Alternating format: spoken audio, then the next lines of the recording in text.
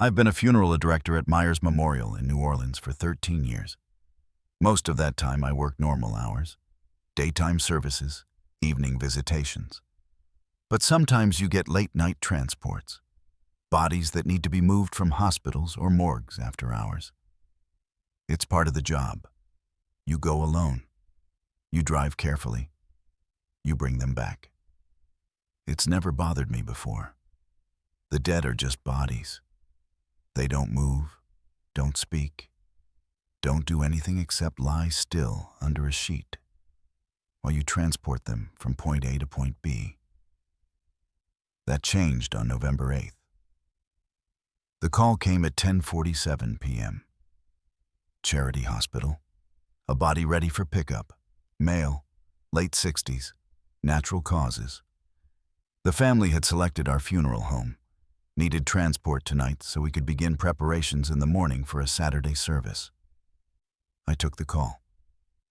Our other director had gone home. Our transport driver was off. Just me. Standard situation. I'd done solo transports hundreds of times. I prepped the hearse, made sure the gurney was secured, made sure I had paperwork, made sure everything was ready. By 11:15, I was pulling out of our parking lot. Charity Hospital is maybe 20 minutes away. Not far. Easy drive even at night. I arrived at 11:38, went to the morgue entrance, signed the release forms. A technician helped me load the body, sheet covered, already on a transport board. We slid him into the hearse, secured the gurney, closed the door. Drive safe, the tech said. Like always. Like this was routine. I got behind the wheel, started the engine, pulled out of the hospital parking lot. The streets were quiet, late enough that traffic was light. Early enough that the bars hadn't closed. I took St. Charles Avenue, streetlights, familiar route. Nothing unusual. I checked my rear-view mirror. Standard practice. You always monitor what's behind you when you're transporting. Make sure the body stays secure. Make sure nothing shifts. The back of the hearse was dark. Just the shape of the gurney. The white sheet covering the body. Everything still. Everything normal. I drove for maybe 5 minutes. Stopped at a red light. Checked the mirror again. The sheet had changed position. Not much, just slightly. Like it had settled differently. Like the body underneath had shifted. Bodies don't shift. Not on secured gurneys, not when you're driving smooth on flat roads. But sometimes fabric moves. Sometimes air conditioning creates air currents that make sheets ripple. Nothing unusual. The light turned green. I drove, checked the mirror again at the next light. The sheet had moved more. The section near the head looked different. Higher. Like it was propped up, I turned on the interior light. Used the mirror to look at the back more carefully. The gurney was still secure, the straps tight. But the sheet definitely looked different. The shape underneath wasn't flat anymore. I convinced myself I was seeing things. That the angle of the mirror distorted the view. That shadows and street light created illusions. I turned off the interior light. Kept driving. 2 blocks later, I checked the mirror again. Something was sitting up in the back of the hearse. Not the body. Not a person. A shape. Dark. Silhouetted against the white sheet. Upright, in the passenger area behind the gurney, where nothing should be. My heart stopped. I jerked the wheel. Corrected. My hands were shaking. I looked again, hard, focused. The shape was still there, sitting, motionless, like a passenger, like someone had climbed into the hearse and was riding along without permission. I slammed the brakes. The hearse skidded, stopped hard in the middle of St. Charles Avenue. Good thing traffic was light. Good thing nobody was behind me. I threw the car in park, left the engine running. Grabbed my flashlight from the console, got out, ran to the back of the hearse, opened the door. The body lay flat. sheet covering it. Gurney secured exactly as I'd loaded it. No shape sitting up, no passenger, no silhouette. Just the corpse. Still. Dead. Normal.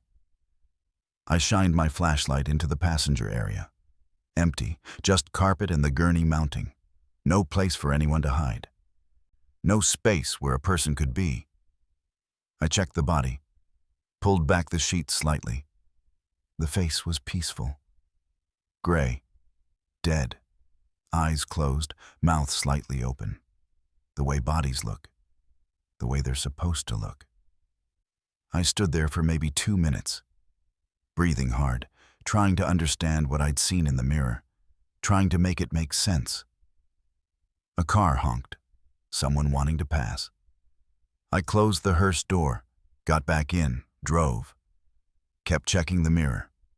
Nothing, just the body, just the sheet, just normal transport.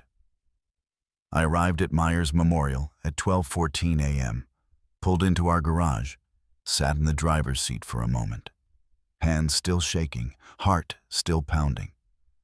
I unloaded the body, took it to the preparation room, transferred it to the table. Everything standard, everything normal. Just another transport, just another body. But I couldn't shake what I'd seen. That shape in the mirror, that silhouette sitting upright, that passenger that shouldn't exist. I went to my office, tried to do paperwork, couldn't focus. Finally went home around 1 a.m. Didn't sleep, just lay in bed replaying what I'd seen. The next morning I came in early. Our security system records everything. Cameras in the parking lot, cameras in the garage, cameras at every entrance. I pulled up last night's footage. Found the timestamp when I'd left for Charity Hospital. 11:15 p.m. The video showed me preparing the hearse, opening the back, checking the gurney. Everything normal. Everything I remembered doing. Then, at 11:22 p.m., 7 minutes after I'd left, something moved in the frame. A shadow. Dark, humanoid, moving from the edge of the parking lot toward the hearse. The hearse I'd already been driving. The hearse that was already gone. But the timestamp was clear. 11:22 p.m., 7 minutes after I'd left. I rewound, watched again. The shadow moved deliberately, walked to where the hearse should be. Should have been parked. Except it wasn't parked there. I'd already driven away. But the shadow reached for something. Opened something. Climbed into something that wasn't visible on the camera. Then the shadow disappeared. Like it had entered a vehicle that wasn't there. I checked the timestamp again. 11:22. I'd been driving for 7 minutes by then, halfway to Charity Hospital, miles away from Myers Memorial. But something had climbed into the hearse, 7 minutes after I'd left, 7 minutes before I'd picked up the body. I pulled up the footage from when I returned, 12:14 a.m. The video showed me pulling into the garage, opening the back, unloading the gurney. Normal, standard procedure. But for just a moment, maybe 2 frames, there was a shadow in the back of the hearse. Behind me, behind the gurney, a dark shape, sitting, watching. Then it was gone. Next frame showed just me, just the body, just normal. I called our security company, asked about the cameras, asked if there were malfunctions, technical issues, anything that would explain shadows appearing and disappearing. They ran diagnostics. Everything checked out. Cameras working perfectly. No glitches, no errors. Whatever was on that footage was recorded accurately. I didn't tell anyone what I'd seen. What would I say? That I'd hallucinated a passenger? That security footage showed a shadow climbing into a hearse that wasn't there? That something had ridden with me from the funeral home to the hospital and back? Nobody would believe it. I barely believed it myself, but I made changes. Started doing transports with a partner, even late-night calls, even routine pickups. I always brought someone along, said it was for safety, said it was protocol. Really, I just didn't want to be alone in that hearse. Didn't want to check the rearview mirror and see something sitting behind me. Didn't want to know if that shadow would return. 3 weeks later, we had another late-night transport. Different hospital, different body. But I took someone with me, a young director named Bryce Thibault. He rode shotgun. We loaded the body together. "You want me to drive?" he asked. "No, I've got it." We pulled out of the hospital parking lot. I checked the rearview mirror, just the body, just the sheet, just Bryce in the passenger seat beside me. We drove for maybe 10 minutes.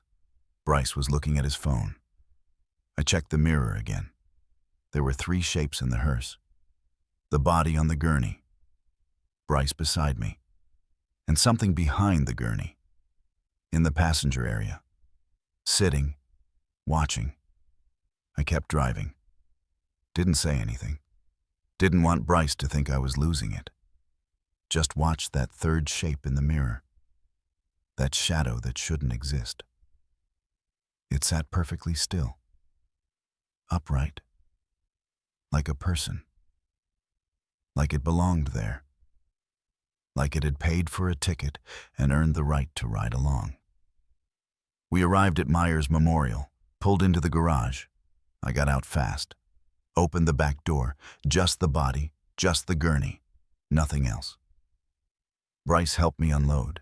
We took the body inside. He didn't mention anything unusual. Didn't act like he'd seen or felt anything wrong. But when I checked the security footage later that night, there it was again. That shadow. Climbing into the hearse minutes after we'd left. Riding in the back, sitting behind the gurney where no passenger should be. And this time when we'd arrived and opened the door, the shadow was visible for 3 frames before disappearing. Sitting exactly where I'd seen it in the mirror. Exactly where it shouldn't be. I've done maybe 15 transports since then. Always with a partner, always checking the mirror, always watching the security footage afterward. The shadow appears every time. Climbs in minutes after we leave, rides in the back, sits behind the gurney, watches. Sometimes I see it in the mirror, sometimes I don't. But the cameras always catch it, always show it there, riding along. Patient, quiet, waiting. I don't know what it is, don't know why it started appearing November 8th. Don't know what it wants or why it chooses the hearse, but I know it's there. Know it rides with us. Know it climbs in when we're not looking and disappears before we can prove it existed. The other directors have started noticing. Started mentioning feeling watched during night transports. Started checking mirrors more often. Started requesting partners even for routine calls. Nobody talks about it directly. Nobody admits what they're seeing. But we all know something's changed. Something rides with us now, something that isn't the bodies we transport, something that chooses to be there, that wants to be there. I still check the security footage, still watch that shadow climb into empty space. Still see it sitting in the back of the hearse on every transport. And I wonder, has it always been there? Have we always carried extra passengers and just never noticed? Or did something change on November 8th? Did something decide it wanted to ride along?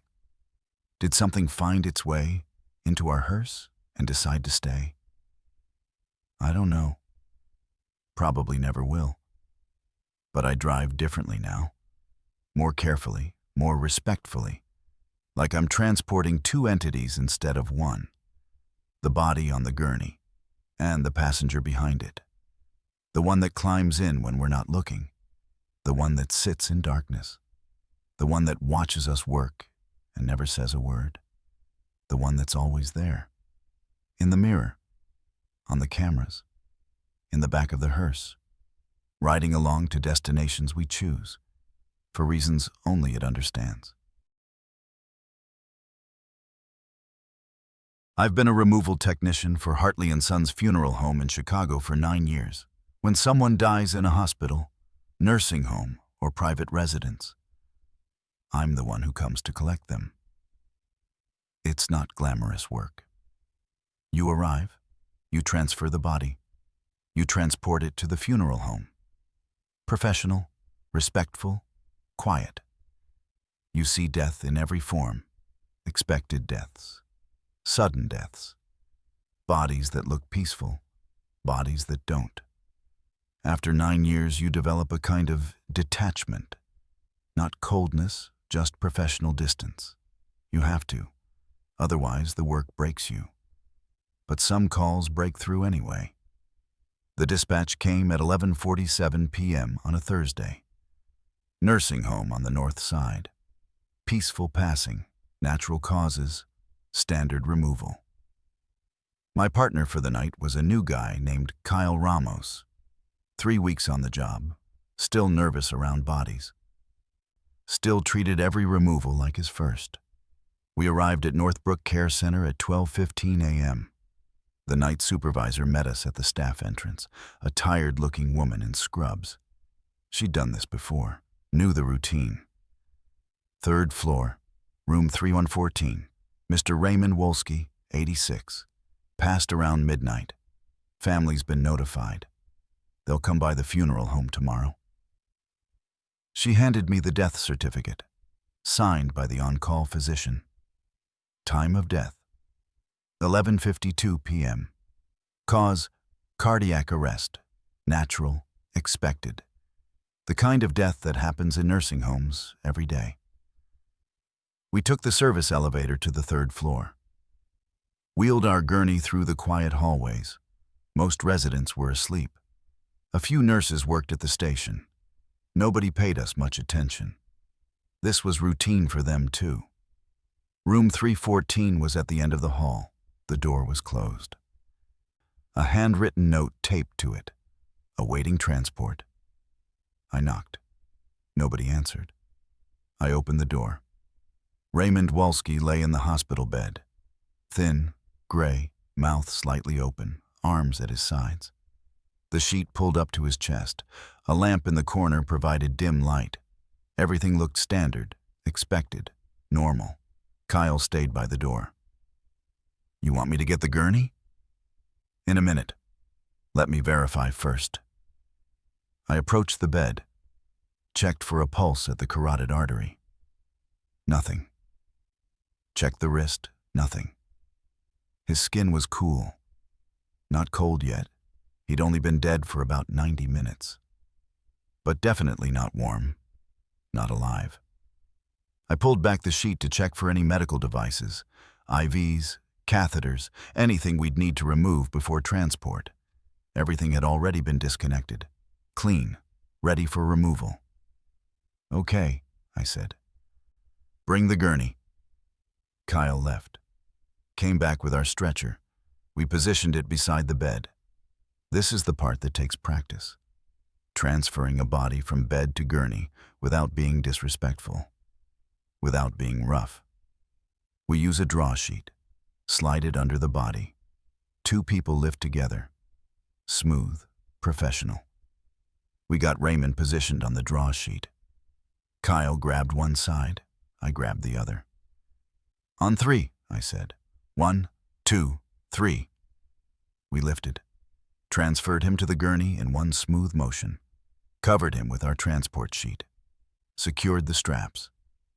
"Good work," I told Kyle. He looked relieved, like he'd passed some kind of test. We wheeled Raymond out of room 314, down the hall, past the nurse's station. Nobody looked up. We'd done this so many times they barely registered our presence anymore. The service elevator was waiting. We rolled the gurney inside. I pressed the button for the ground floor. The doors closed. That's when I felt it. A vibration. Subtle. Like the gurney was humming. like something underneath was generating a frequency. "You feel that?" Kyle asked. "Elevator motor," I said. "Old building, old equipment." But I'd used this elevator dozens of times.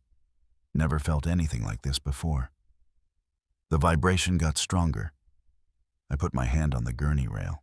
Could feel it clearly now. Not coming from the floor. Not coming from the elevator itself. Coming from the gurney. From the body on the gurney. Kyle's eyes were wide. "That's not the elevator." I looked at the sheet covering Raymond Wolski. It was still, not moving. The vibration was subtle. Could be anything. Loose wheel on the gurney, uneven floor, something mechanical. The elevator descended. Second floor, first floor. The sheet shifted. Not much. Just a ripple near the top. Like something underneath had moved, adjusted position. "Did you see that?" Kyle's voice pitched higher. "It's just the movement of the elevator. Bodies settle. Relax. It's normal." But it wasn't normal. Bodies don't move 12 hours after death. Rigor mortis takes time to set in, but Raymond had been dead for 90 minutes. He should be completely still. The elevator reached the ground floor. The doors opened. Before I could push the gurney out, the sheet moved again. Bigger this time. The section covering Raymond's upper body lifted, rose up, like something underneath was sitting up. Kyle stepped back, hit the elevator wall. "Oh God. Oh God." I watched. Couldn't move, couldn't process what I was seeing. The sheet rose higher. The shape underneath clearly visible now. A torso, shoulders, a head. Raymond Wolski was sitting up. Not alive, not conscious. His eyes weren't open. His arms stayed at his sides. But his upper body, from the waist up, lifted off the gurney. Rose to maybe a 45-degree angle. Then held there. Perfectly still. Perfectly balanced. For maybe 5 seconds. Then he fell back. Collapsed. The sheet settled. Flat again. Like nothing had happened. The elevator doors started to close. I shot my arm out. Stopped them, grabbed the gurney, wheeled it out into the hallway. My hands were shaking. My breath came fast. Kyle followed. Pale, shaking. What the hell was that? I don't know. Dead people don't sit up. They don't, I know.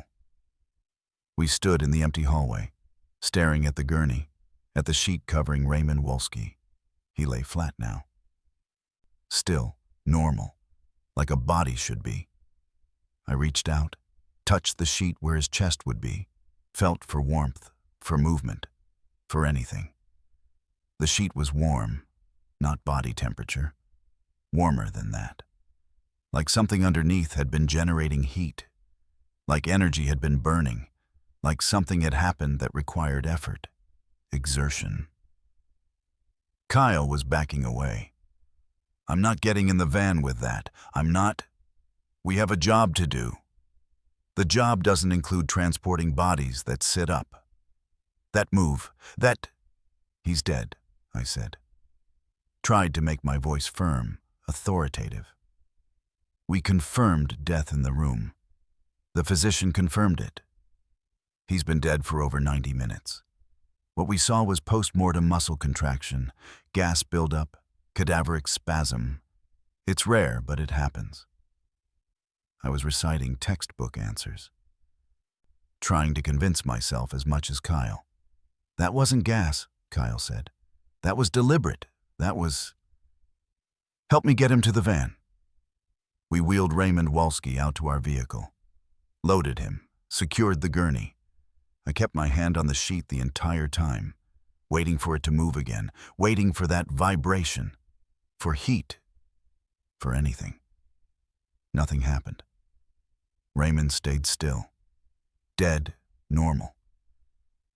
We drove to Hartley & Sons in silence. Kyle stared out the window. I kept checking the rearview mirror, looking at the gurney in the back, at that sheet-covered shape, making sure it stayed flat, making sure it stayed still. We unloaded Raymond at the funeral home, took him to the prep room, transferred him to the table. I pulled back the sheet to verify condition for the intake log. Raymond Wolski looked exactly as he had in the nursing home. Thin, gray, peaceful, mouth slightly open, nothing unusual, nothing wrong. But when I touched his chest to check for rigor mortis, his skin was warm. Not refrigeration cold, not room temperature, warm, like blood had been flowing, like a heart had been beating. Kyle quit the next morning, called in, said he couldn't do removal work anymore, said what he'd seen had messed him up too much. I didn't try to talk him out of it. I stayed. Because I've been doing this for 9 years. Because one impossible event doesn't erase 9 years of routine. Because I need the paycheck and the benefits and the routine of professional work. But I requested a partner change. Asked to work with someone more experienced. Someone who wouldn't panic. Someone who could help me maintain the illusion that what we'd seen had been normal. Explainable. Medical. I looked up cadaveric spasm. Post-mortem muscle contraction. Gas buildup in the torso. Every possible scientific explanation for a corpse sitting up 90 minutes after death. None of them fit. None of them explained the deliberate movement, the controlled rise and fall, the warmth afterward. I called the nursing home, asked about Raymond Wolski's last hours. The supervisor said he'd been unresponsive for days, unconscious, dying slowly. Then at 11:52 p.m., he'd opened his eyes, sat up in bed, looked around the room, then laid back down and died. She said it happens sometimes. A final moment of clarity. A last surge of energy before the end. Terminal lucidity. Not uncommon in hospice care. But Raymond had been dead for 90 minutes when he sat up on our gurney. Had been cold. Had been without pulse. Had been gone. And then, in that elevator, he'd sat up again. Like he'd forgotten to finish something. Like he needed one more moment. One more chance. Or like some part of him hadn't accepted it yet. Hadn't understood it was over. Hadn't let go. I still work removals. Still respond to nursing homes and hospitals and private residences. Still transfer bodies with professional respect and quiet efficiency. But now I watch the gurneys, listen for vibrations, check the sheets for movement, put my hand on the chest afterward to feel for warmth. Because I understand now that death isn't always immediate. That some part of us keeps trying, keeps fighting, keeps sitting up even when the body's been dead for hours. And sometimes, in elevators or hallways or the back of transport vans, that part gets one more chance, one more moment. One more attempt to finish whatever it couldn't finish before. Raymond Wolski sat up twice. Once at death. Once 90 minutes later. Both times he laid back down. Both times he let go. I hope he's finished now. I hope he's gone. I hope whatever made him sit up in that elevator finally found peace. But the sheet was warm. And warmth means energy. And energy means something was still there, still trying, still not quite ready to be transported away.